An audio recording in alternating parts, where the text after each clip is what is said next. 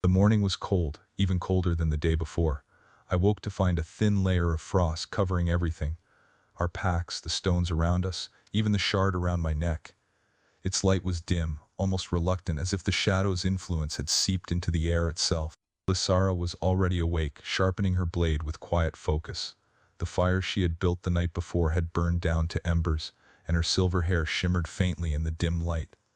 "We'll reach the edge of the broken pass today," she said without looking up. "From there the path leads to the Bleeding Crags." "Bleeding Crags?" I asked, my voice hoarse from the cold. "A region tainted by both the shadow and the ether," she explained. "It's dangerous, but if we navigate it correctly, we'll find the next stronghold of light." Her words were steady, but there was something in her tone, a hint of uncertainty that set my nerves on edge. As we packed up camp and resumed our journey, the terrain grew even harsher. The ground beneath us cracked and shifted, sharp rocks jutting out like jagged teeth. The wind carried an eerie stillness, broken only by faint whispers that sent chills down my spine. "You can feel it, can't you?" Lysara said as we moved through a narrow gorge. "The shadow?" I asked. She nodded. "It's watching us, waiting for the right moment to strike."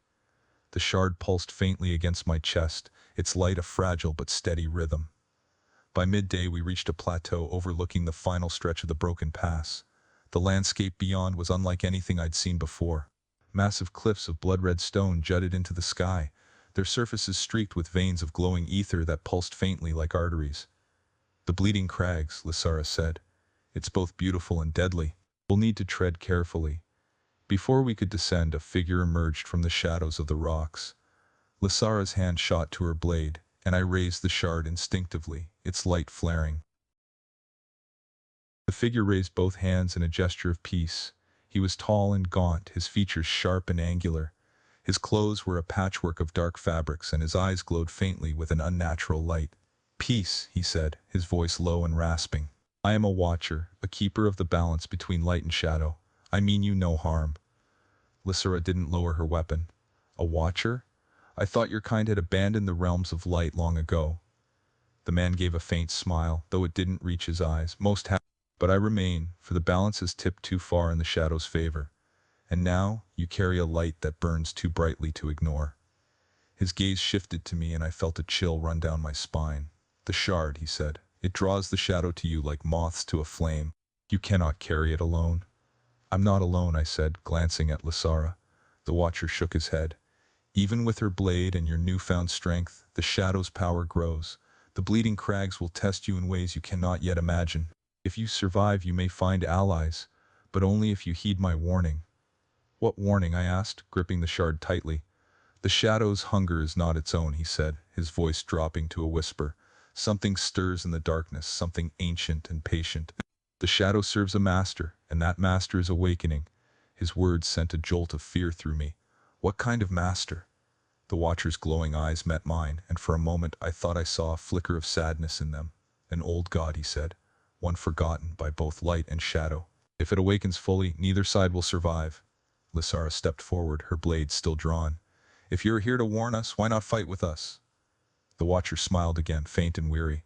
"I am not your ally nor your enemy. My task is to observe, to record. To act would be to tip the balance further." "Then why warn us at all?" I asked. "Because," he said, "there is a chance, however small, that you might succeed where others have failed." With that, he stepped back into the shadows, his form dissolving into the darkness. We descended into the Bleeding Crags in silence, the watcher's warning heavy in the air. The shard felt heavier too, its light flickering as if responding to the shadow's growing presence. "What do you think he meant?" I asked Lysara as we made our way through the narrow canyons. "Old gods," she said, her voice tight. "Stories of them linger in the ancient texts, beings of unimaginable power, sealed away long ago. If the shadow truly serves one of them." She didn't finish the thought, but she didn't need to. The whispers grew louder as we pressed on, their voices swirling like a storm.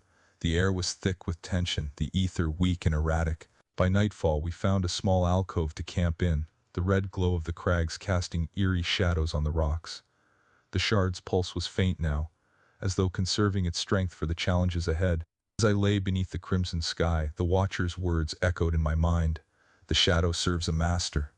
The journey had already pushed me to my limits, but I had a sinking feeling that the worst was yet to come.